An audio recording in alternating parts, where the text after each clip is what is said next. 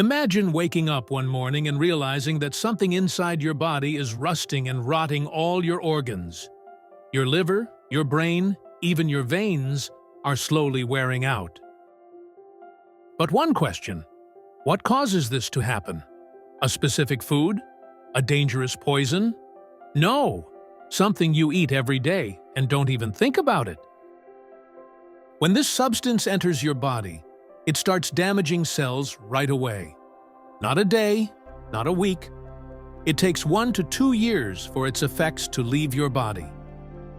And that stuff is industrial trans fats. Vegetable oils that you think are healthy, but are actually silent killers for your body. Corn oil, soybean oil, canola oil. They're not just food. They're a dangerous chemical formula.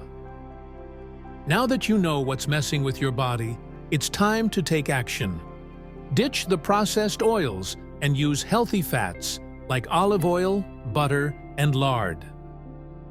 Now it's your turn. What do you think?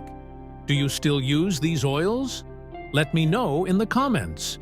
And don't forget to subscribe to Nutrition Life to get amazing food facts every day.